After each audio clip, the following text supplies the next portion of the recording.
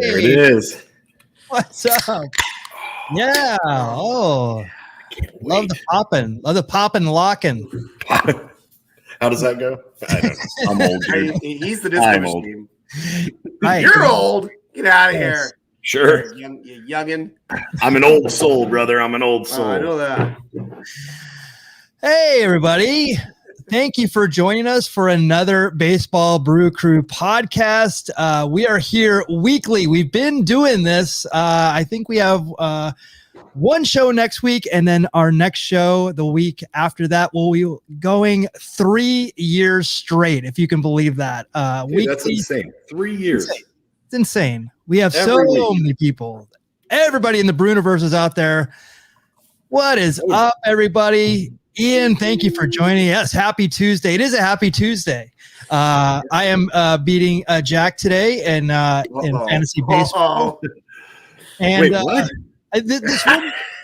This wouldn't have felt so good if there wasn't so much braggadociousness. Is that a word? Oh.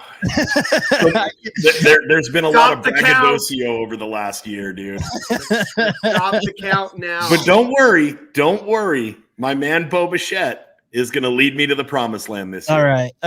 Okay. Excuse me, friend of the show, Boba Bichette. Friend of the show. And I got my good luck charm, Pete Alonso. So going down. That's until you fumble him away somehow. I know that it still can happen. I tried to get him. Who would I offer you for him? I tried to make a trade when I saw him over the weekend, you know. Oh no, we don't need to talk about that Angels game. We really don't need to talk about that. Well, yes. Jack accidentally dropped Pete Alonso and still won, and he made one of the worst trades in fantasy baseball history and still won. So, yep. But I can honestly say it was a tie, and tie goes to the runner, which was you. You were the lead runner. So, hey, that's how he beat me too. He beat both of us the same way, which makes it even better. Oh yeah, Wu-Tang. It goes down in the record books as a W. All right, pal. You're absolutely right. Yeah. If anything you can take from pro wrestling, it's definitely these victories that are not victories. Yep. You feel attacked, bro. You won fair and square. That was the rule. So hey, we have a show to do. Why don't we do a show? Oh yeah, aren't we? I'm sorry. Let's start over, Michael. Let's go from the top. Hey, everybody. Welcome to the weekly Baseball Brew Crew podcast. We are keeping baseball history alive one craft beer at a time. Wherever you are watching or listening, please give us a like and a follow. And if you love beer with your baseball, please tell a friend. We're trying to get to 500 subscribers. We're really trying to get to 1,000. So, press who you can. We need those subs. Turn on notifications. Interact with all of our social media. Trying to grow, and you're going to make it happen out there. So we super appreciate it. Here is the lineup card for today. Let's do it. In the leadoff spot, also at number one in the fantasy baseball, I have to say that. He is a goodwill ambassador. He's a sultan of swig at the Baseball Brew Crew. It is Cowboy Jack Durango, looking good. They call me Jackie Ballgame, Big Match Jack, the Tucson Tornado, the Yellow Rose of Arizona. Not only, Kevin, am I number one in fantasy baseball, but I'm number one in your black heart. I am the Sultan of Swig, the Goodwill Ambassador, the Angel Daddy, and the Clown Prince of WeHo. Ladies and gentlemen, I am Cowboy Jack Durango, a national treasure, and welcome to the party. My God. like what? The what of what? The what? The Clown Prince of West Hollywood, sir. That's a new one. I gave him that one. Yes. Unbelievable. Yeah. And just when you thought you had enough monikers, you came up with more. They just keep, I don't give them to myself. They just happen. When you are this magnanimous and gregarious and outgoing, people just hit you with nicknames. And hey, pal, I'm the man of 1,001 nicknames now. Wow. Wow. Impressive. Well, Kevin, I'm going to give you a proper introduction. Thank you. That is a tough act to follow, but he is our field correspondent and senior research analyst with the Baseball Brew Crew. It is Kevin Lyon. Thank you for joining. I'm so happy to be here. But more importantly, we need to give Jack more of his nicknames. We did forget the Sultan of Swig. Did we give the Sultan of Swig? Did we do Charlie Russell? Did we do the Hot King? Did we do the Valley of the Sun's favorite son? We didn't. Thank you, Kevin. Thank you. I love, dude, I'm such an egomaniac. I love that my intro blended into his intro. Thank you. I don't know how else to follow you except to just put you over some more. You know what I mean? I'm sure I forgot about we have about 950 more to go. We're gonna read them all, but that's the entire show tonight, Michael. Yeah. Yes, a name tag. I mean, a business card. I mean, like I can't fit all these on there. To go on I might have to have individual ones for all these. Yeah, we go out of business. Yeah, exactly. We can make our own card set. I think our own baseball card set. Each will be a different Cowboy Jack Durango nickname. Exactly. Well, my name is Michael Mondragon, your humble host for the festivities tonight. And as tradition on the show, we always bring a new and unique craft beer to review and enjoy. So what are you drinking tonight? Let us know in the chat what you're drinking tonight. Guys, I'm going to start with Kevin Lyon. All right. So on Sunday, as we'll get more into later, I did bump into Mr. Durango up there. On the way home, I end up having a little bit more time to kill. So I stopped in a great brewery that's actually located at Union Station in downtown Los Angeles. This is called Homebound Brew House. It's a beautiful building. I'm sorry I don't have more photos to show you the inside of it, but hey. Sorry. I actually have it. I have it when you talk about it later. Sorry about that. Okay, cool. So you know what? Then maybe I won't go over it so much as of right now. But this is a location at Union Station in downtown LA, where you can get the trains into LA, and from there they also have a bus that goes from Union Station to Dodger Stadium. And it's called the Dodger Stadium Express. So more or less, they make a lot of baseball-themed beers, and this is a brand new one called Opening Day IPA. It's reapproaching old school IPAs with new school tricks. Amarillo, Simcoe, and Centennial treated with cool kettle temps and a big dry hop create watermelon candy, cucumber, white grapefruit, lychee, kiwi, and calamansi. Wow! And this comes in at 6.6. I had a pint of it, and I was like, you know what? I had another beers planned to have for tonight, but I'm like, man, let's get this in a crowler and get to go. And hopefully I feel better after this crowler than I did after last week's crowler, which was a sour, which, woo, I was going to be feeling that one later.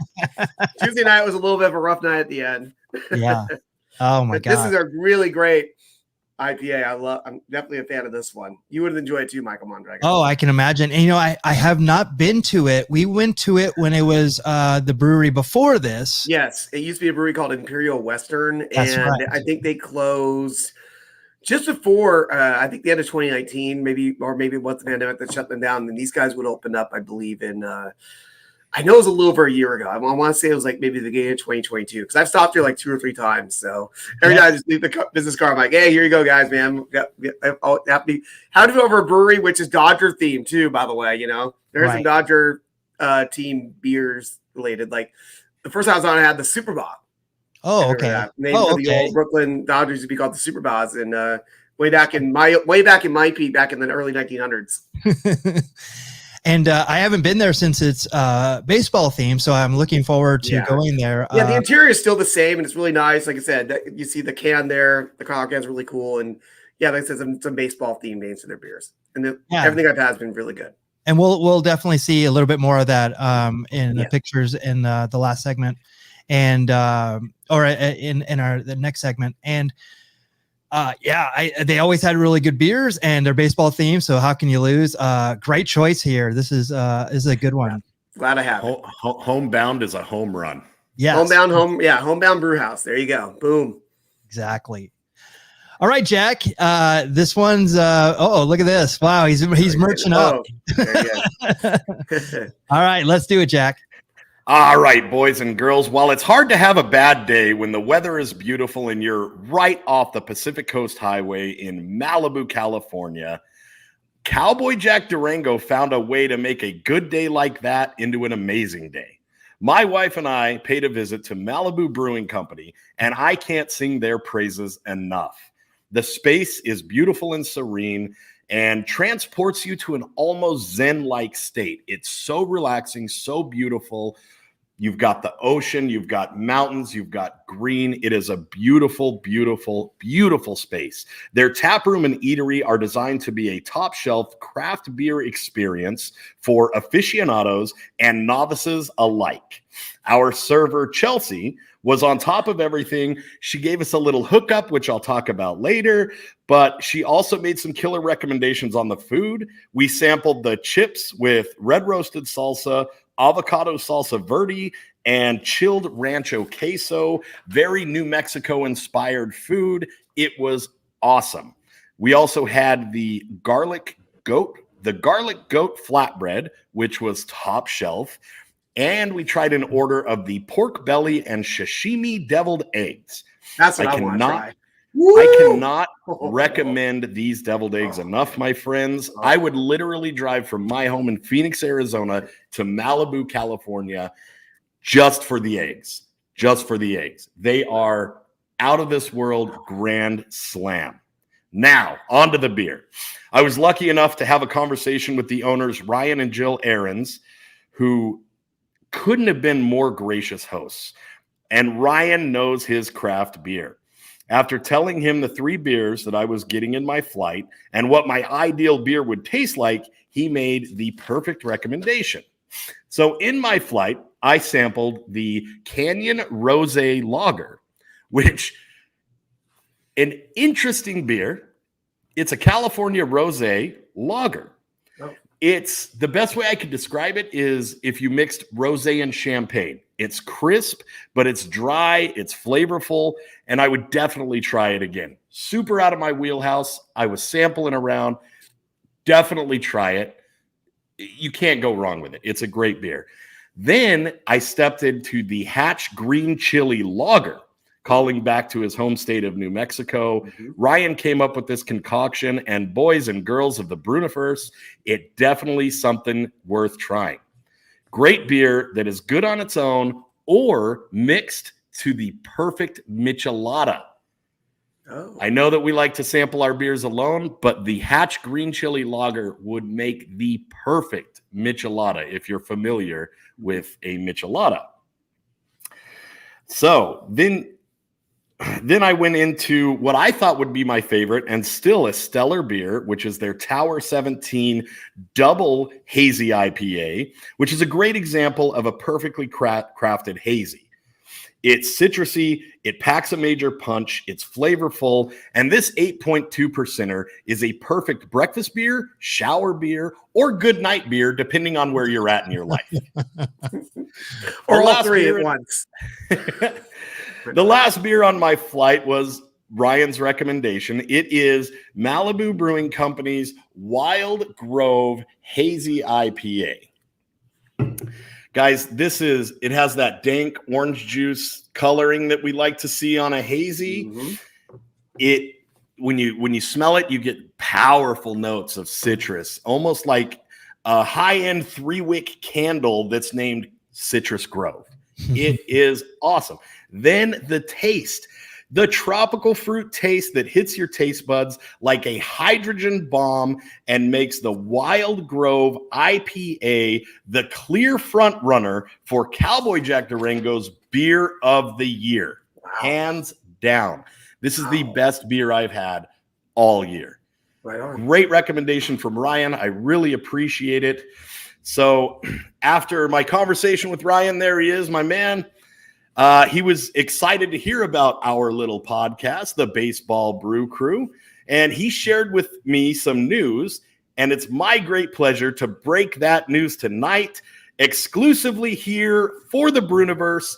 Malibu Brewing Company's Pacific Gold Lager will now be available to enjoy while you watch Dim Bums at Dodgers Stadium. Wow. He is in the show now. Yeah. Cheers, Ryan. I recommend if you are in California, please, please, please go and visit Malibu Brewing Company. The staff is amazing. The space is amazing. The beer is amazing. It's one of my new favorite places in the world. And when you go there, don't forget to let them know that Malibu's favorite cowboy Jack Durango sent you. Nice. Oh, thank you for we almost forgot that nickname. That's number 774 on the list. Yes. Good job. I can't recommend it high enough. I can't. It was, and everyone, I walked out of there feeling special, but everyone does. The way they treat their clientele, the space is beautiful. I mean, and how could you have, dude, I was in Malibu. It was 64 degrees. I could see the ocean. I could see the mountains out on their patio, and I was having the best craft beer I've had all year. It's a good day to be alive, boys. It was a good day to be alive. And thank you, Ryan and Jill and everybody at the Malibu Brewing Company. I'll never forget that experience. Thank you. Oh, yeah. Cheers. Nice. That is and awesome. Yeah, dude, if you're unfortunate enough to be at a Dodgers game, check out the Pacific Gold Lager and numb the pain a little bit. There you go. Yeah. And also, Michael, Cowboy Jack Durango was nice enough to give me 2 cans, so I'll make sure you get one of those. Yes. Of that grove. Of the grove. Sorry. Fantastic. Yeah. He's do got hope a wild grove for you. So. Oh, that's fantastic. Thank you so much. Yeah, I was a couple of things here. I had so much I'm holding on to. Oh, yeah, we actually have a Dodger fan. So, yeah. So, there you go. Yeah, he's a Dodger fan. Thank you so much. All right. So, hopefully, it comes in can. I noticed that I'm liking when they have the can options at Dodger Stadium, because you don't have to deal with any of the foam. You don't get a $20 cup of foam, which is pretty synonymous sometimes with Dodger Stadium. It's unfortunate. Hey, and Michael, we didn't talk Reno, Nevada as well. Reno, Nevada had air in the pipes. We were getting half beers, and we're just trying to give us a half a beer, and Michael was, I saw the flames going. Like, no, you're gonna give me more beer in this. I go, I don't care if we stay in here for another 10 minutes. I'm getting that other 3/4 of a beer. Well, you paid $48 for a beer. You gotta get your money's worth, brother. Exactly. Yeah. So I'm hoping that it comes in a can. So these are the actual cans. This is the first production run, this picture of the cans that will be sold. So it will be sold in cans. It's a 19.2 ouncer, and that is the first beer off the line that's going to be sold in Dodger Stadium. Nice, awesome. Nice.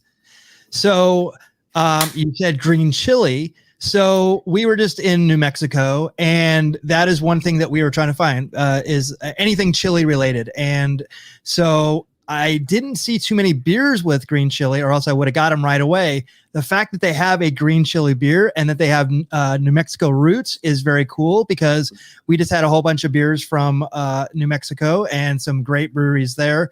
So I'm definitely, I want to go just for that. And then how did you find this? Kevin, did you recommend this to him? Literally, he just said he was in Calabasas. And he's like, "Dude, anybody know of a brewery?" And I literally just did a Yelp in the area, and there was like a brew, like some kind of brew pub or something like that. Yeah, it's a restaurant. Yeah, a restaurant that served beers. And the next thing I said, Malibu Brewing. Oh, Malibu Brewing. I just sent him that. I was like, here's probably your closest brewery, and it turned out, you're welcome, Jack. Yes, absolutely. That's why. Thank you so much. Senior research analyst. Yes. Right?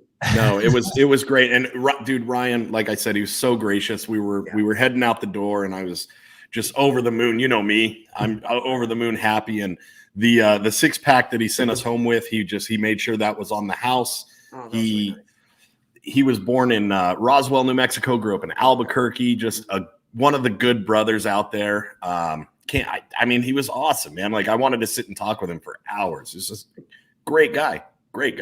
Yeah. No kidding. I've been to Roswell. It is a very small city, and famous for I believe one of the rumor was that the alien crash happened there, and the Foo Fighters planes came out and chased it down or something like that. It was there's so many things about Roswell. So brother, I lived in a small town in New Mexico that's pretty close to Roswell. It's named Elida, New Mexico. It's literally, you blink and it's gone. And the aliens did land there, dude. They're gonna land anywhere. It'll be right there. Yeah. Yeah. Just based on my family that lives there alone, dude. Yeah. They landed there and they set down some roots, dude. And I'm the Durangos came out of it, brother. Nice. Well, we have that to be thankful for. Awesome. Thank you for that, Jack. I mean, like Kevin has a baseball themed brewery and beer. You have this amazing one from Malibu.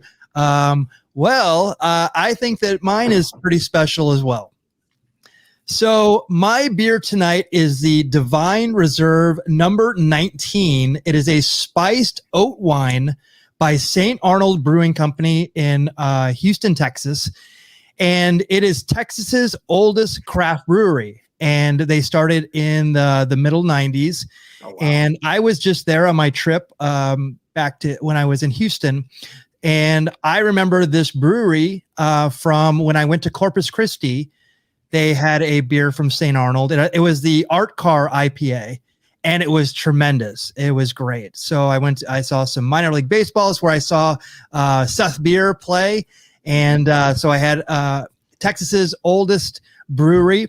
Now, the cool thing about this, it's reserve number 19. Mm-hmm. So you would think to yourself, is there a 1 through 18? You would be correct. They've had barley wines. They started out with a barley wine in 2005. So this is the most recent one that was brewed in October of 2018 and bottled in January of 2019. So they've had like Imperial Stouts, Baltic Porters. They actually have, this one's for my brother. They have an Atom beer, which I'm not sure what that is, but I want to look into it. They've had a Russian Imperial Stout, old ales, double IPAs, English barley wines, so many of them. So this is number 19 in the series. So as inspiration for the Divine Reserve comes in many forms. This beer was inspired by a classic oatmeal raisin cookie recipe. Oh. Divine number 19 is a spiced oat wine. So I've never had anything like this. I've had spiced beer, but oat wine I'm super not familiar with. Have you had barley wine? I've had barley wine, yes. Okay. So that's what I've seen. I never even heard of this. This would be the same. You know what it reminds me of, Kevin? It reminds me of your Christmas beer that you get from Unsung. The Snickerdoodle beer. Yes, and it's off the nose. Smells totally like that. It's pretty dark, as you can see. It looks almost like the bottle.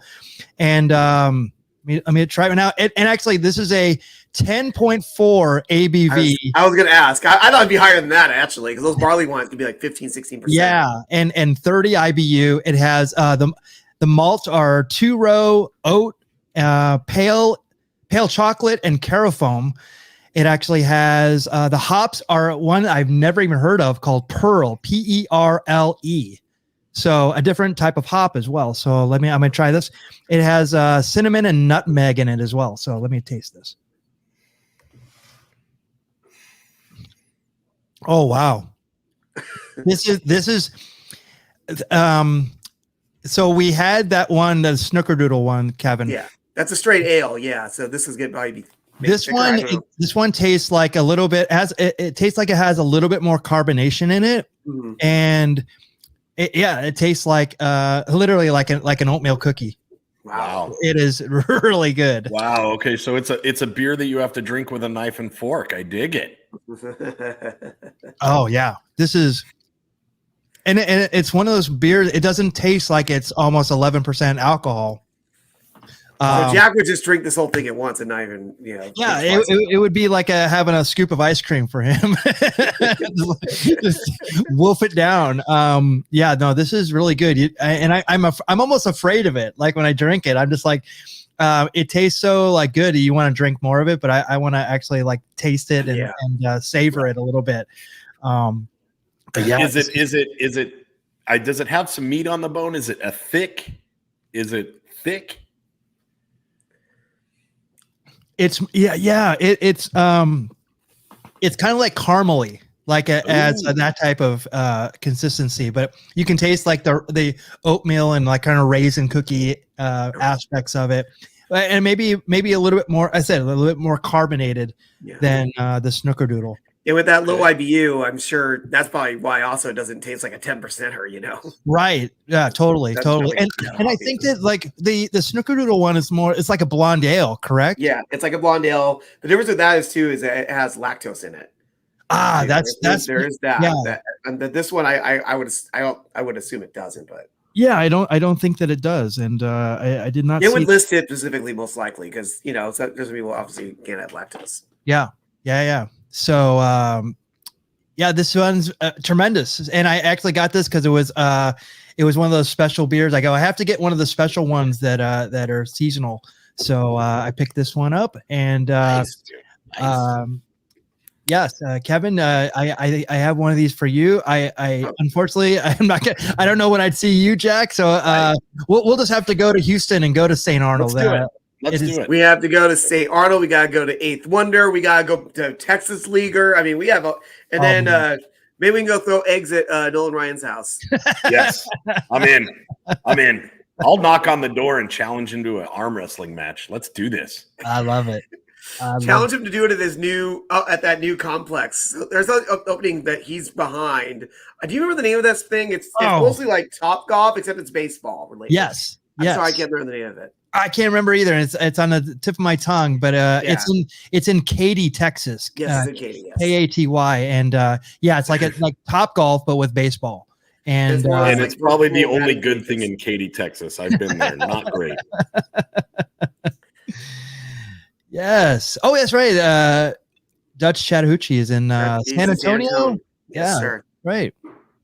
The home run dugout is what it's going to be called. Thank you. That's right. Yes, that's it. Right. Yeah, I think it was like to open the end of last month. Yes. Yeah, dude. Yes, I remember, dude. I'll get American hero. I'll get justice for Robin Ventura, dude, for sure. Yeah. Hey, don't forget Craig Graybeck. Remember that guy too. Yeah, Graybeck. Exactly. Yeah. Exactly. The unsung hero in there.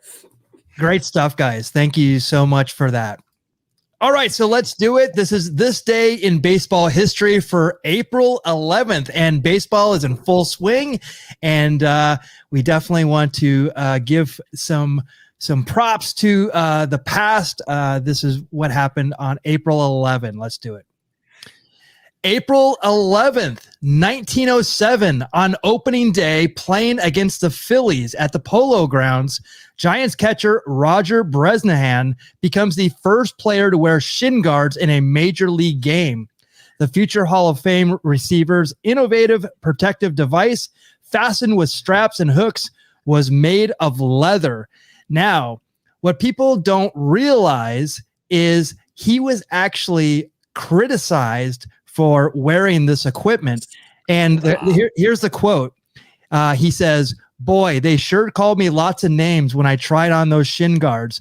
They must have been a good idea at that, though, because they tell me catchers still wear them."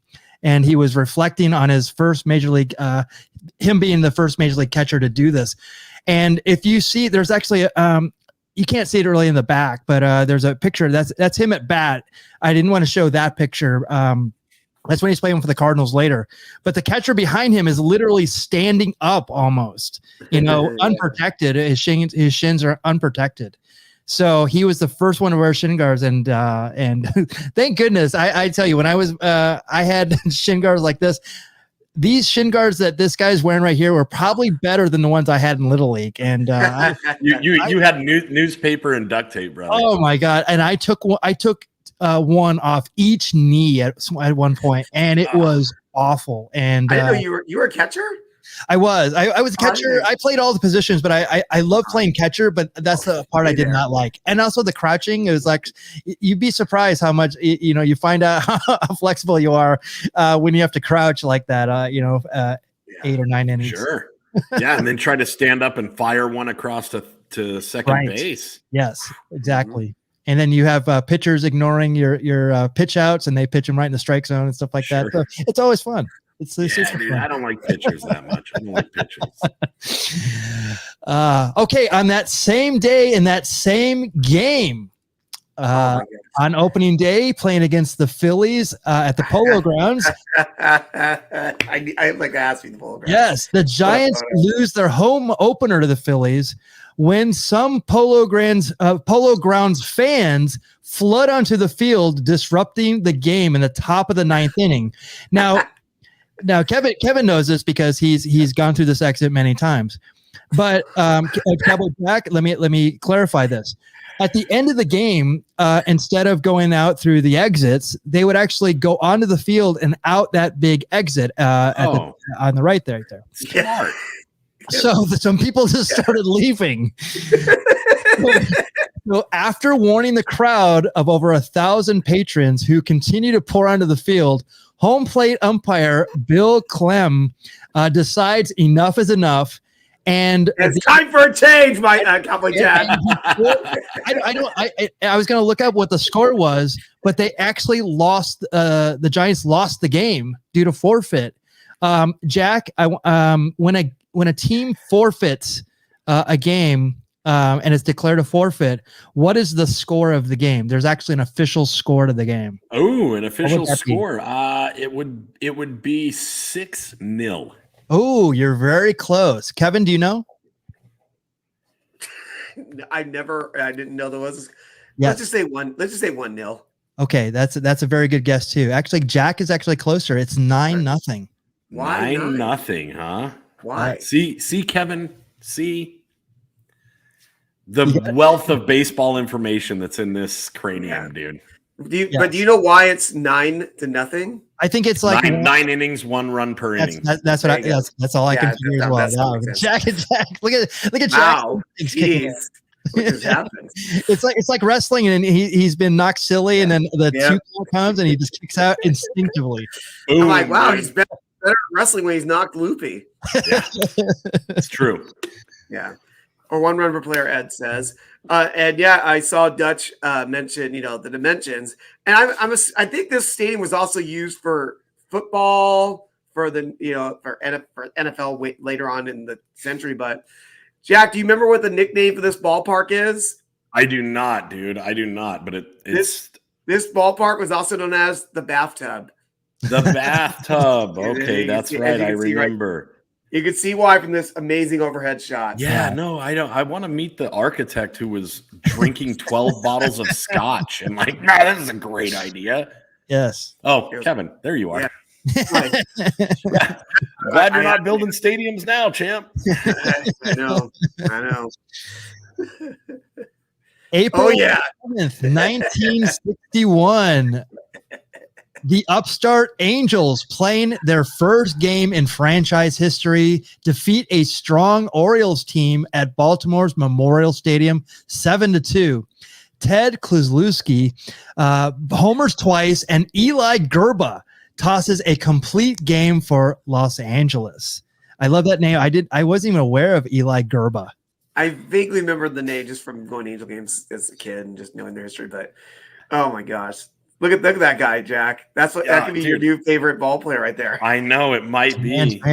Did they come up with his last name by just punching somebody in the stomach and whatever noise they made was like, oh, Gerba. Like, I thought you said Kluszewski. No. The Iceman Kuzlinski. Who you guys know who I'm talking about? The Iceman Richard Kuzlinski. He moonlighted as a mafia hitman, dude. Killer dude. Yeah. But that is actually how he wore his jersey, Jack. Yes. He's actually a pretty Jack Bauer hitter. Even though he has, that tan leaves something to be desired. He must have got to Los Angeles. So you're telling me that in 1961, in certain teams, players weren't allowed to have facial hair, and this guy is like, hold my beer, I'm Larry the Cable Guy. Like, let's just let's play some ball, y'all. And he already had this for a few years. He was a really good home run hitter with the Reds, I want to say. And the Reds, ironically enough, a team that later would not allow facial hair. Right, or earrings. Just cut off the sleeves, brother, because he was jacked. He doesn't look as jacked here, but he looked jacked in like the mid-50s. Yeah, he's big. Dude, that's a barrel chest. That's old man strength, dude. That's old man. That's hickory axe swinging dirty strength right there. I agree. All right. So also on that same date, April 11th, 1961, Red Sox rookie Carl Yastrzemski in his Major League debut singles off Kansas City's Ray Herbert in the team's 5-2 opening day loss at Fenway Park. The 21-year-old left fielder from Bridgehampton, New York, will amass 3,419 hits during his 23-year Hall of Fame career in Boston. And he's a great one. And not a lot of, people know how great he is, and all of his accolades. But when you see that he almost had 3,400 hits, that's pretty amazing. He won territory, right? Yeah, he won the Triple Crown, which is like only been done a handful of times in history. That'd be leading the league in homers, average, and RBIs. And I think they even done it. He did it in 67. I don't even know his name. Oh yeah, I think did Cabrera do it? The Triple Crown? Yeah.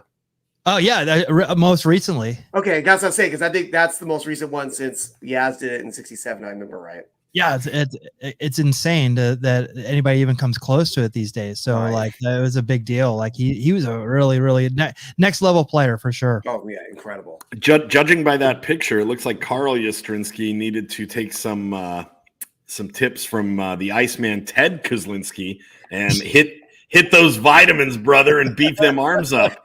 Hey, come on, he's a 21-year-old kid here.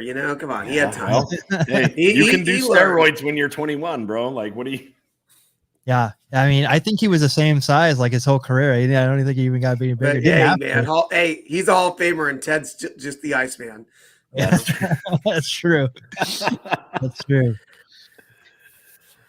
All right, April 11th, 1962, after being rained out the previous night and with some players getting stuck in an elevator, the Mets make their National League debut in St. Louis, losing to the Cardinals at Busch Stadium 11-4.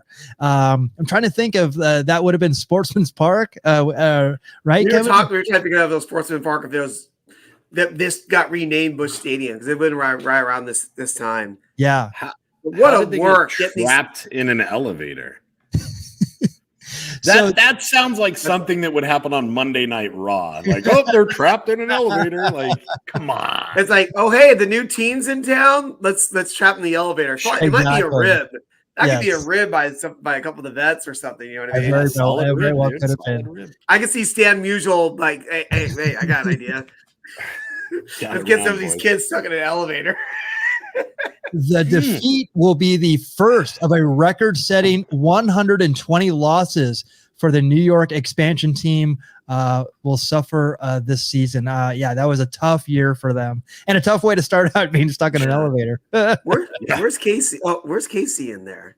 Am I missing Casey? Is Casey Stengel will be the manager? He might even have the one in the suit. That's exactly what I was just going to say. Okay, because I'm like, that's weird. He's not in his uniform. And I don't see anybody else who looks nearly as aged as he would be in that photo otherwise. Yeah, that's his funeral suit, dude. Yeah, and I think this picture may even be in the Polo Grounds. Yeah, because they actually played in the Polo Grounds the first couple of years because Shea Stadium wasn't done yet. Yeah, because that's the Willie Mays catch is right past there as well, right? Mm-hmm. Yeah, so it's in that right field. All right, so Kevin, you're wearing the hat. Yeah, I'm ready. Let's do it. April 11th, 1969, the Pilots, who won on opening day in Los Angeles against the Angels, are victorious in their first home game in franchise history, blanking the White Sox 7-0 at Seattle 6. Is actually called Six Stadium, SICKS Stadium. Sick.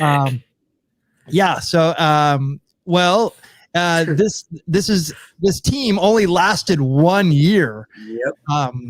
And Gary Bell called ding dong by his teammates. He signed it on. He signed his autograph on his ding dong right there. He did. Yeah. I'm not quite sure that's why they call him ding dong. I hope.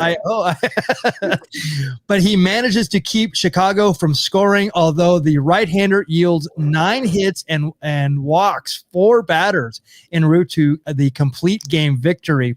Now, they became the Milwaukee Brewers in 1970. They actually only had 1 year as a Seattle Pilot in Seattle. And so this kind of comes around because there used to be a brewer named Travis Shaw who was the mayor of Ding Dong City. What? Wow. What? That's I don't know why that's his nickname, but that's wonderful. It was only because like he would just hit home runs, and this I think some player randomly said like, oh, is like he hits, obviously like a ding dong is a home run to somebody, so like it's Mayor Ding Dong City. It just kind of stuck. And I remember, like, when I tell people that is his nickname, they laugh at me, and I'm just like, no, it's actually like a real. This is real. And I remember when I went to San Antonio to see the San Antonio Missions play. They were the Kukui, or no, they were the Flying Chanclas at that time. And Travis, wait, stop, hold on, stop. Yeah, wait, let's just pump the brakes a little bit. Put it in reverse. There's a lot to take in. The team name was the Flying Chanclas. Yes, sir. So I don't have my shirt on for that. I have the shirt of it. What, dude? Well done. Well, that's probably the greatest team name in baseball history. So I'll look at a photo of the shirt, but because it was like baseball cerveza, and then literally it's just a chancla, and it reminds like the effect, like the little line effect, like it's being thrown. Wow. So for the members of the Bruniverse that don't know what a chancla is, a chancla is a flip-flop. And if you happen to know a Hispanic woman that gets angry, she's going to hit you with the chancla. the abuelita. Oh, when the abuelitas get mad and they got to teach you a lesson, them chanclas go flying. And they can throw those things with pinpoint accuracy like snipers. It's insane. So if you go back in our archives, I actually have craft beer and baseball in Texas, and I go to Corpus Christi. It's why I do the Seth Beer interview. But right in that same video, I went to San Antonio, and they're playing as the Flying Chanclas, and the mascots dressed up as a Tio and an Abuelita. Oh my god! And I gotta rewatch that video. The mascot throws it at me. It's pretty awesome. Yeah. Yes. Oh, I love it. Special shout out to Ed Brown who he gives the Cheech and Chong reference here. This is a deep cut. This is a very good one. Oh yeah.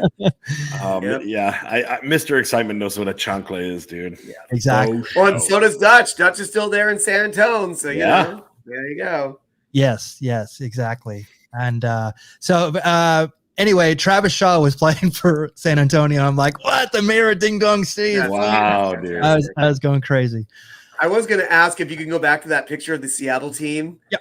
I don't know if you can be able to tell the effect here, but look at that stadium. That is a stadium for Major League Baseball. It looks like you get like 2,500 people in that place. I don't know if there might be bleachers, but they lasted 1 year. They didn't play very well. Well, they beat the Angels, didn't they? That's 1 year. They did. I mean, the only players of note would have been this is where Lou Piniella started as a rookie. Yes.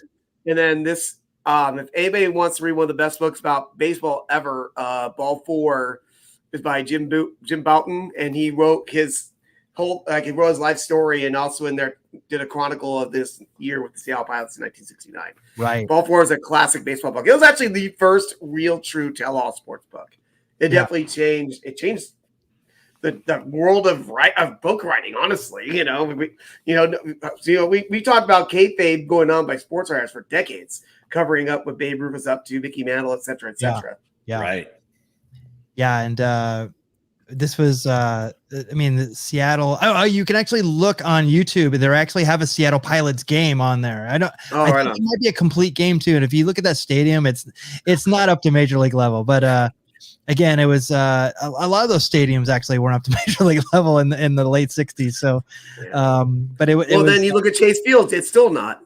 That's true. Oh my gosh, yeah, they there's some trouble brewing there for sure. It has been. Yes, it's a great hat, though. Great hat. Yeah, I'll wear my Chanclas hat next week. Perfect. All right. To finish us out, April 11th, 2022, Taylor Rogers earns the save when he pitches a scoreless ninth inning in the Padres' 4-2 victory over the Giants. And his twin brother, Tyler, gives up the decisive run in the seventh to get tagged with the San Francisco loss. This is very interesting. These 31-year-old siblings who exchange lineup cards at home plate before the Oracle Park contest become the 10th set of twins to play in the majors and the 5th to play in the same game. Oh my gosh. It's crazy that this happened 5 times the same game before this in 150 years of baseball. Like, oh my gosh. Jeez Louise. I don't even know if I can name one, you know. They're on right the on. team now, yeah. Oh, that's cool. That's very cool. Yeah, I got about father and son, but wow, twins. I didn't think about that. If I could even think of any twins who have played together. I'm trying to think of who else. I was going to look it up beforehand, and I totally spaced it. Yeah. Why we that's why everyone can hashtag do the research. Go, Jack. The guy that was on Seinfeld, Keith Hernandez. Yes. Yeah. We can't count him as a twin. He is your twin, Michael Mondragon, if you had a mustache, but you didn't make it to the majors, so. Right. I think you're handsome like Keith Hernandez. That's all I'm trying to say. That's nice. Oh, they can't all be winners. No, they can't. Crash and burn. That's right. We're live. That's why we're live. It's a great beer, though. That's a fantastic beer. Oh yeah. Yes. You know, I that's true, Dutch, because I've done some duels in my life, except I turned around at 4 and just pulled the trigger. That's why I'm still here. You know, sorry. When it comes to a duel, win if you may, lose if you must, but always cheat, right, Jack? That's right. That's right, baby. That's right. All right, so that's this day in baseball history. Next up, this has been a second week for this segment. We're going to do some hopping around. Kevin and Jack actually made the rounds last weekend and did some pretty interesting things. And I'm just going to let them freeform here because this is amazing. This is the Jack show. I came along for the tail end, Jack.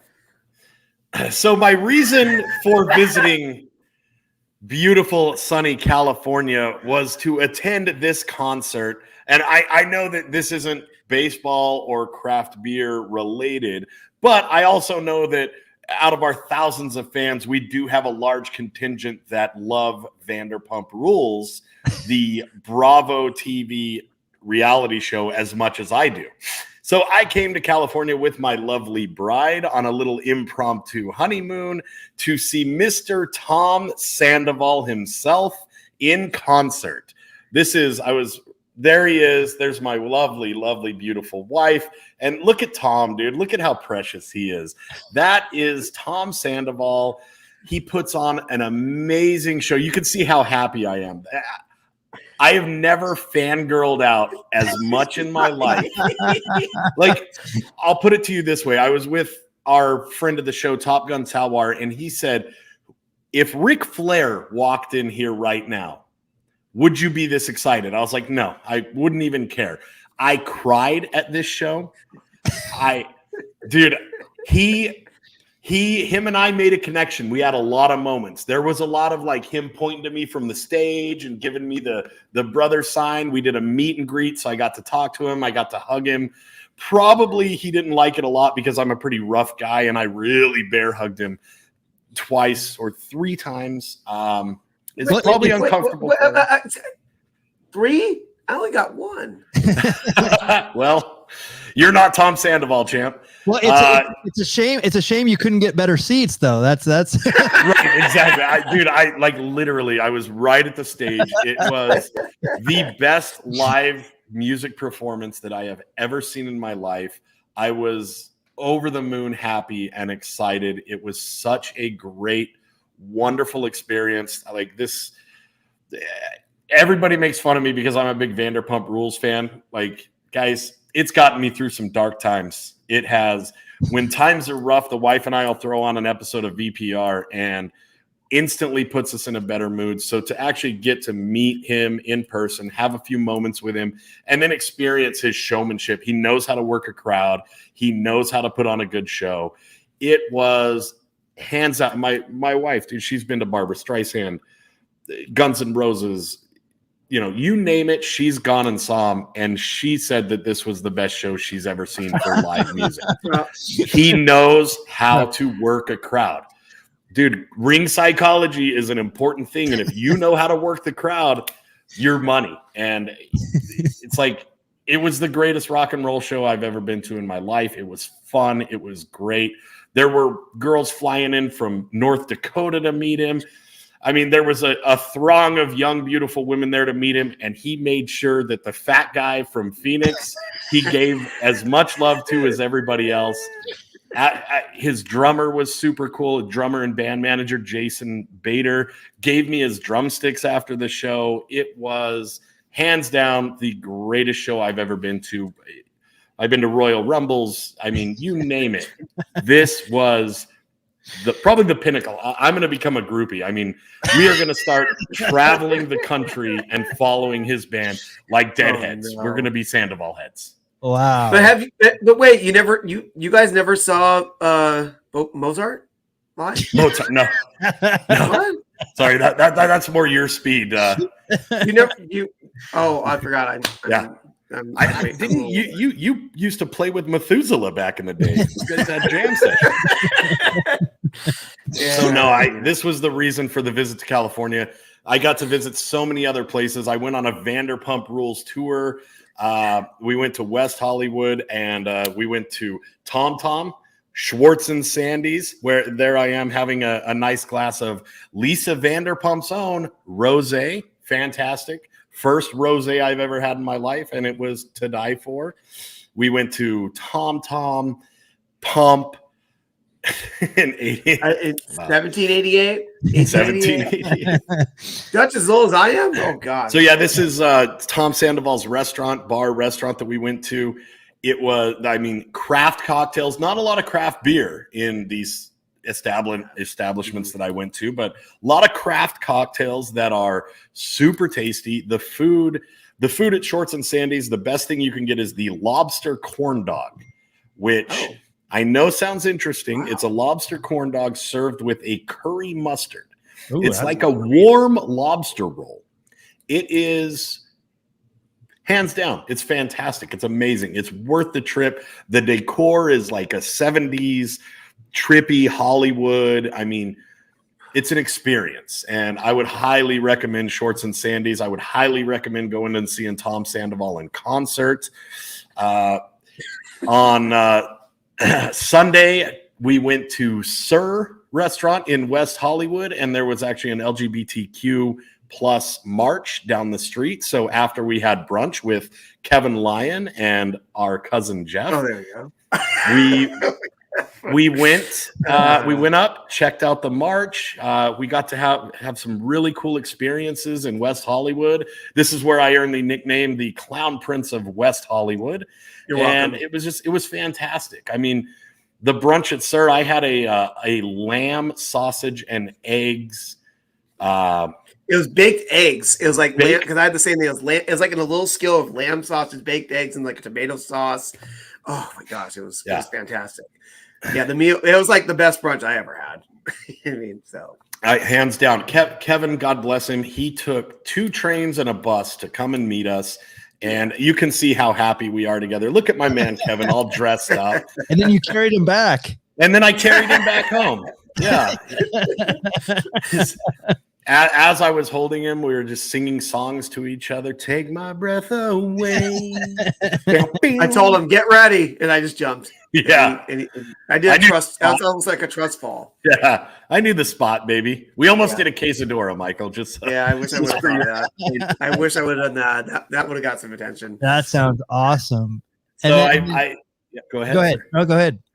So these were my shenanigans in West Hollywood. I also got to experience Venice Beach for the first time, which was mind-blowingly fun. I got to go to the Gold's Gym that's featured in the famous documentary Pumping Iron with Arnold Schwarzenegger. Yeah. Which college years, Top Gun Tower and myself would watch that documentary at least once a week after a workout because we're nerds. But they got to walk that path, and we got to see the Venice Canals, which I never knew anything about. If you haven't heard of the Venice Canals, do a little research. They the roads were actually canals like Venice, Italy, before they turned them into roads. It was such a great experience. The food was out of control. The drinks were fantastic. A craft cocktail. I had a Clockwork Pink. I had a Tom's Good Lovin' Manhattan. I had the Lisa Vanderpump Rosé. Everybody was so friendly. I fell in love with one of the waiters at Tom Tom. His name is Chad, and he's a stud. So if you're in West Hollywood and you stop into Tom Tom, tell Chad that Cowboy Jack's still waiting for him to follow me back on Instagram. That's confirmed Desperado on Instagram. Chad, hit me up, dog. Hit me up. We went to Pump. I met, just so full of great people and happiness. We got to see a street fight in West Hollywood as we were leaving for the evening. There was a guy that was really upset about the valet parking, and he tried to take on 4 valet parkers, and that didn't end well for him. That sounds like a first-world problem. Yeah, it's a first world problem, right? Yeah. Yeah, the guy pulled up in like a white sports car, and he was really pissed off that that's where the valet was set up. So it broke loose, dog. And listen, I've been in street fights in Mexico, in Tucson, Arizona, in Korea, in Australia, but this was a nasty fight. Like these brothers went at it, dude. It was solid. It was solid. Dude, I pull up your craft cocktail just stood off the side and just watch. No, the valet just handed us our keys, and he was like, "Wait, what?"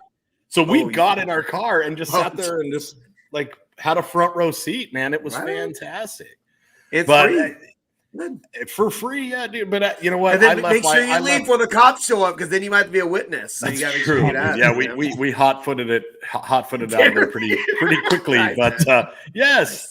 But no, I left my heart in West Hollywood. It quickly became one of my favorite places on earth, and I'll definitely be going back. June they do a big Pride March, and so I'll be going back out there for that. Look at you. And this time I'll find some craft breweries to talk about here on the show. Well, that's okay, because I can explain this too. We went to Sir. He's like, "Oh, look at the beer list," and I saw a beer that said it was like, like Stella or like Bud Light or whatever, and then something said Hanalei IPA, and I'm like, "Oh, yeah, I guess I'll just get that." And then all of a sudden I'm like, "Wait a minute, look this up," and of course it's Kona. I was gonna say, yeah, that's Kona, which I guess. It's weird. Apparently, parts of it is independently owned, but it's mostly part of the Ambev universe. Right. So as I was halfway through that, I'm going, I'm going to get a cocktail. So I'm getting like a really nice gin cocktail. It was an English breakfast gin cocktail. Breakfast for me, because, I had to drink it before I ate, Right. No, but I mean, the goat cheese balls were amazing. It's worth the trip to go to these restaurants. Sir, Pump, Tom Tom, Schwartz and Sandy's. Go there for the cuisine, the experience. They're beautiful. The ambiance is great. I took pictures all over there's pictures of me in the famous alley where they have where the waiters and waitresses of Sir have their fights. I snuck behind the bar and got a picture taken. I was in Vanderpump Rules fangirl heaven, and I don't know if I'll ever be able to achieve that level of happiness again. I'm going to be chasing that dragon for a long time, boys. I'm going to be chasing that dragon for a long time. You have a glow about you that I have not seen in quite some time. So if you grew up the way Cowboy Jack grew up, you're kind of always waiting for the other foot to drop or the other fist to come and hit you in the face. But it just feels like, you know what, man, the first time in my life, I'm not worried about anything. I'm not stressed about anything. It's like, man, life is good, and it's time to enjoy and celebrate life. And that's where I'm at. That's what I did. So great to see Kevin. I'm so glad I was able to go. Yes. And do you happen to have the photo and ironically enough, I took the train up. I had to take the train to Orange County. I was going, all right, well, there you go. Perfect. So what they dropped me off, they say, we'll drop you off the Culver City stop. And I'm like going, okay, well, I got a couple hours for the next train. Let me just see if there's any breweries around there. Literally 100 feet away was a brewery. And it's actually one called Los Angeles Ale Works. They have a location in Hawthorne, which they're originally based out of. And I found, and then there's this location in Culver City, literally right at the train station to get back to, all the way back to downtown LA. And this is a place I know we've had a couple beers from before. The one I have, Lunar Kitten I had before and had it there. Previously made one called Redbeard that was in honor of Justin Turner. We was on the Dodgers. It had like a picture. It had the picture of the beard and that was blue like Dodger colors. So I was like, all right, I can support a baseball beer even if it's a Dodger beer. That's fine. Yeah, Russian Attack. Yeah, I know. I didn't try that one. I can't do a 12.5%er. But I pretty much tried almost all their IPAs. Kevin, if you're in the neighborhood again, I would love for you to pick up some of that Kon-Tiki Tropical Triple IPA. And you know what? And I'm bummed I didn't try that because I have been to Kon-Tiki in Tucson. Oh, okay. If that's what you're thinking of, right? Yeah, I was just Kon-Tiki is like the famous. Is a famous. I mean, I don't know if it might just be a coincidence, but Kon-Tiki is like a very famous old school tiki bar in Tucson, Arizona. Yeah. All I saw was Tropical Triple IPA, and all right. I'm just adding Tucson. I forgot about Kon-Tiki in Tucson, but it's sure for that too. Yeah, I didn't get a chance to try that. I tried. I think I tried I tried mostly all the other IPAs and stuff. So before you go on, Kevin, I wanted to make mention of this because you talked about the Justin Turner beer that Los Angeles Ale Works has done. Now, I got it from Whole Foods. Yes. And I'm like, oh, baseball beer. Awesome. I'm in. Yeah. I have a little bit of heat with Los Angeles Ale Works because they're the only beer. I'm like, is this just a bad batch? Is there something wrong with the canning? Is there something wrong? Every beer I've had of theirs in a can has not been good. And I don't say that about anything. Wow. Now, that's good to know. Kept an open mind, and I said, like, I definitely want to give them a chance because I want something straight from the tap. Okay, I just want to know, how were the beers there off the tap? Were they? I enjoyed them, and I've had that red beard on draft. Yeah, because if you saw our social media, I got someone I know called me, and there were guys who actually had a tap room called Redbeard's Tap Room. So that was like their gimmick. So of course they had the Redbeard. So that's how I was aware of LAL Works, because I had that Redbeard on tap before, and I definitely enjoyed it. Yeah, so, I don't know. That's weird. Everything I've had from them in the can has been bitter and not great. And it's all. I'm like, am I just getting?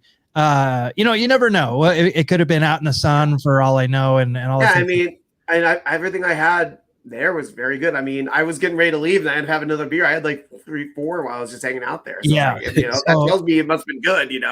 Definitely enjoyed myself watching baseball and just chilling and having a good afternoon.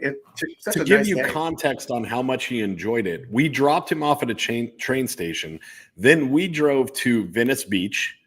Then we drove to Phoenix, Arizona. And as I was pulling into my driveway, he texted, "Just got home." So I call shenanigans there. Come on. It wasn't that close. But then, so I definitely want to make. I don't know. I do not know if I'm going to make it to Culver City. I never would have either, but it just happened to be where they dropped me off. Exactly. They do have one. I think in downtown LA. So the only location they mentioned was Hawthorne and Hawthorne. Maybe the one in downtown LA is no longer there, but I'll definitely give this a chance because I said I really wanted to like this, and I said I've had bad luck with it, and I think it's only me, so I definitely want to check it out. I mean, I definitely enjoyed myself there, and then like I said, then at the end, as I was like just two quick trains home because also I'm like, oh no, it's getting close. I got it because the last train to Orange County from LA and Union Station on Sunday on Metrolink is like 7:20 p.m. So I'm like, all right. I'm like, I'll just stop at the brew house and just have one more. And then I was pleasantly surprised at this opening day, so I had it on the show. And you gotta love the little. That's like a baseball neon baseball. It literally just spins and it says brew house and it has their H home plate logo, which is great. Yeah. And then there's part of the interior. Let's see how this is just an old school. It probably was just a part of the train station. Like who knows? Like maybe even a century ago, and they just renovated it and just made it look so nice. I'm not acknowledging that. It's a beautiful building, man. Yeah, it's a really nice building. So, I just want them to do well because I'm hoping. Because I've never been there when there's a Dodger game, But I would assume that on Dodger day games, that place is probably like pumping. It's probably you're going really hot. And yeah, you might want to go. You might want to go check that out and report back. Yeah, we definitely. It's funny. Why is the Dodger game part? I'm just kidding. Yeah, exactly. Well, there's beer there, dude, and I know. As we established last night, dude, a bad day at a brewery watching baseball is better than a good day at the office, baby. And Jack, this is the conundrum here. It's like, so like that Union Station where that's at, there's actually two of our favorite breweries that are right there, which is Boomtown and Highland Park. Ooh. And don't forget Homage. Homage is another good one that's in that I have not been there. I've wanted to go. I've had a couple of beers from them. They're really good too. Like those are about a 10-15 minute walk from there, but this is literally at the train station, which is crazy. So I know that the pitch clock is speeding up this game we love called baseball, but I still think that if you went at the beginning of a Dodgers game, you would have time to have at least 12 beers at each of those breweries. That's if my math is correct, that's 36 beers. So brunch for Kevin. Yes. Yeah. I was gonna say, or me and Wade Boggs can do sure. So if the game starts at 7 p.m., I mean, if you roll in like noon or so, you have plenty of time. Plenty of time.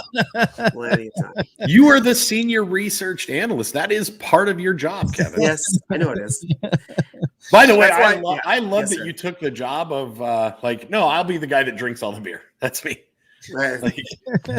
I was gonna do it anyway. Right. If you do what you love, they don't call it work, Daddy-o. Yeah, exactly. Well, that's fun. Thanks so much for sharing all of that. Let's finish this out with some trivia. If you're out there and still watching, we want you to participate in this. This is baseball trivia. We're going to test your knowledge of baseball because this is episode 154. 154 is the subject number that we're going to be going with. So let's get to it. Question number 1. And let's see you in the chat. Are you guys still out there? Are you still alive? Yeah, Dutch is ready. Let's do it. This is question number 1. This Hall of Famer hit exactly 154 home runs in his career. Who is he? Here are your choices. We got Lou Brock. We got Tim Rock Raines. We got Jackie Robinson, Bill Terry, Josh Gibson, or Alan Trammell. So, I love it. We got the music back. You know what, Michael? When he first said 154, you know what first came to my head? No. That was how many games was in the Major League Baseball season until 1961. Oh, look at you. Look at me. Ooh, look at me. It's a big brain on Kevin. The big brain, big, like, barrel-aged brain, you know what I mean? Barrel-aged in beer. That was a Pulp Fiction reference. Yes. Oh, yeah, I know. The big brain on. As long as my brains don't get blown out like it did that fourth one, I'll be good.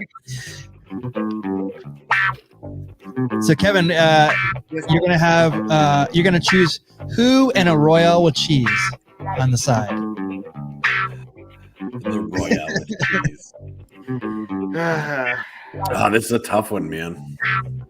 154. So the question is, this Hall of Famer hit exactly 154 home runs in his career. Who is he? Oof, I think I got it. All right. You do. Go ahead, Jackson. Tell us I who do. it is. I'm going to lock in Josh Robert Hoot Gibson. Number 5. Okay. 154 exactly. No, Jack. That's who it's not. That's the only one I knew for sure it wasn't. So, of course, that's the one Jack picks. Let's see. You know what? Let me go with the man born in my hometown of Garden Grove, California, Mr. Alan Trammell. Wow. Wow. We got out there. We have a couple. It's all Lou. We got love for Lou Brock. Oh, we got Bill Terry. Dutch is calling out Bill Terry. Yep. A lot of Lou Brock. Yep. All right. I'm not getting any things in my It's in the YouTube chat.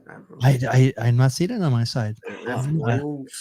I don't know. Nobody calling for Tim Rock Raines, huh? That was my second choice. That was gonna be my second choice. That's going to be Mr. Rock Reigns. Yeah. Reigns. I don't see anything, so I can't put it up on the board. So you're saying you'll have to. Ed says he's fabing you in the chat. Yeah, that's weird. Has this ever happened to you where you don't get to see? You can't see the YouTube chat. Sometimes it's happened before, but Sorry, exactly. you can hit the button for the wham for me. All right, so the answer is it is actually. Oh wow, Bill Terry. Wow. Great job, Dutch. I didn't think it was going to be him. Yeah, that was my number 2 choice. Not a lot of people know about Bill Terry. He's actually most remembered for being the last National League player to hit 400, a feat he accomplished by batting 401 in 1930. And I actually didn't know that he was an accomplished player and manager. Look at that. He has 823 wins.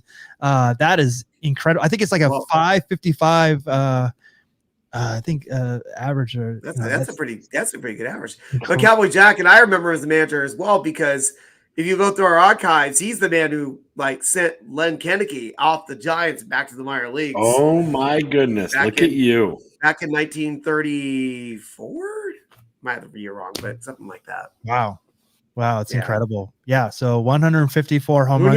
Who knew if that sent Len on his initial bender? Who knows who might have been attacked in that one? That's true. So a bit of a callback, although that's a deep cut. I'm glad you remember that. That's good. Well, I'm good at, I'm all about my deep cuts. I'm very good at that. Exactly. I thought you were just taking a stab in the dark. Wow, dude. Well done. You know what? I'll play some Murder in the Dark after the show. Good for you.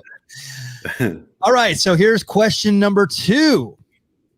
Question number 2 is this Hall of Fame pitcher has exactly 154 saves in his career. Who is he? Here are your choices. Easy. All right, then tell me, Jack. Lefty Grove. Oh, he's on the list. Wow! How did you do that? If you'll indulge me, the choices are John Smoltz, Hoyt Wilhelm, Bruce Sutter, Lefty Grove, Mordecai Three Finger Brown, or Satchel Paige.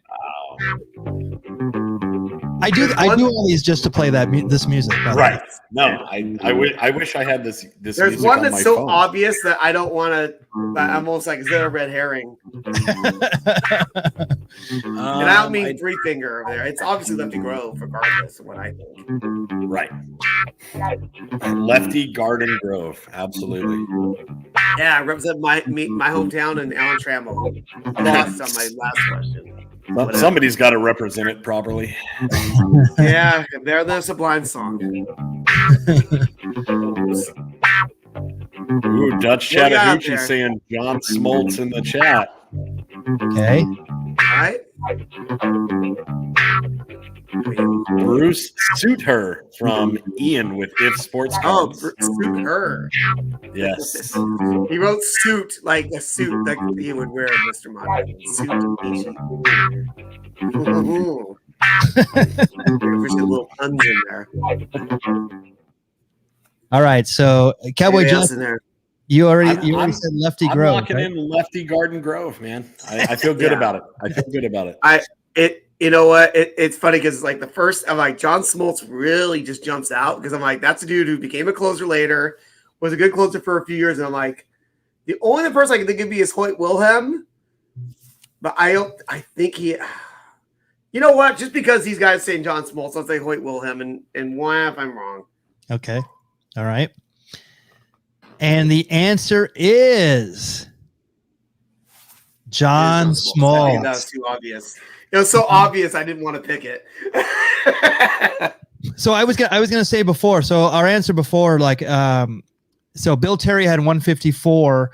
Jackie Robinson 141. Tim Raines actually had 170 home runs. Lou Brock only 149. Josh Gibson 166. Alan Trammell had the highest. It was 185.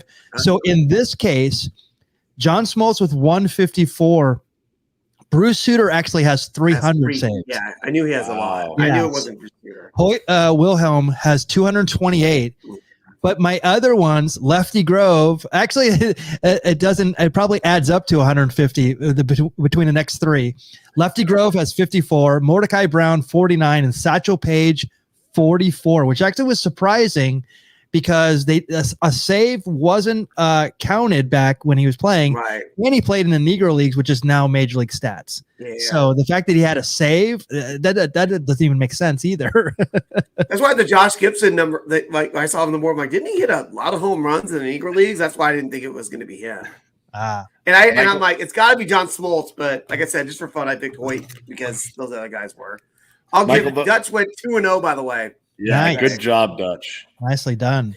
Dutch is the golden god, Cowboy Jack. Whoa. Pump the brakes. Let's not get crazy. Pump Let's the go. brakes. Those bottom three add up to 147. So very close. Pretty close. Very close, dude. There you go. Pretty close. But as they say, close only counts in horseshoes and hand grenades, Daddy. Yep. Exactly. I think there's only one sports entertainment that uses that. I mean, that you can use that. I love that. I love that saying. You know. Yes. All right. So, thank you for joining us tonight. That is our show. We have a rip and review from Angelo coming Saturday at 6 a.m. Pacific. So definitely check that out. And here's where we are on all those socials. We're on Twitter, Facebook, Instagram, YouTube, Twitch, and TikTok. Guys, any last words before we sign off for this week? I definitely want to say check out Rip and Reviews on Saturday mornings with Angelo Trinidad. It is great content. It will get you interested into card rips. If you're into card ripping, like most of the people in our chat, you're going to love it. Angelo does a great job, always putting out quality. Love him. Please check it out. And we are almost at 500 subscribers. Gentlemen, when we get to 500 subscribers, I will live on this show do a shoey for Mr. Dutch Chattahoochee. So tell your friends, get the word out. Let's pump those numbers up. When we get to 1,000 subscribers, I will do a shoey out of Kevin Lyon's shoe, out of Michael Mondragon's shoe, and out of Dutch Chattahoochee's shoe. Wow. My God. Put it in the mail, Dutch. I think we have almost exactly, well, not exactly, but we're closely approaching as many videos that we've made as subscribers. So 483. Come on. Let's go. Come on. We're at 483. Let's go. Pump them up. What are we Call waiting your for? aunt.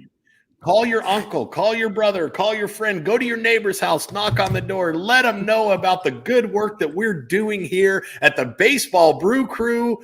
That is probably not the last time that I'll talk about Vanderpump Rules, but I'll try to pump the brakes on it and focus solely on craft beer and baseball. This begs the question. Did you make him a subscriber? I didn't. I was I know, dude. I had a limited amount of time.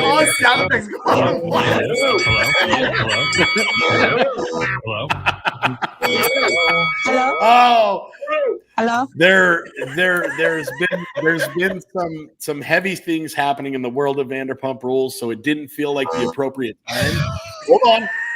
You got to build these things. So I'm sure that Tom Sandoval will end up being a great personal friend of the show, and he will be a subscriber.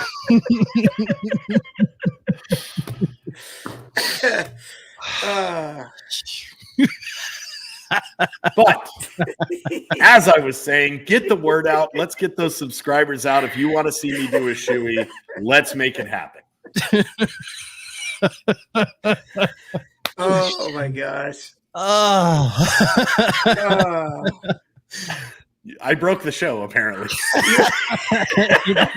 I broke the entire show. I broke Disco Machine. Kevin's about to have a conniption fit laughing. Finally, the chat's going crazy. Finally. We got sound effects going off. Can I just die on the air? Will that get us to 500? Just me. I get to 500. I'll just keel over. From your lips to God's ears, pal. All right, everybody. We'll be back another Tuesday. No, next Tuesday, of course, for another Baseball Brew Crew podcast. Thanks for joining, everyone. Good night. Oh, hi, Jack. Wow, he lived. I hope. Are we still live? We're still live, pal. It's live, pal. Okay, so all right, Jack. We're on the air still, so keep going. What do you got? More for me, Jack? Vanderpump Rules stuff. Hang on, we're still on the show. Hey, you're not here.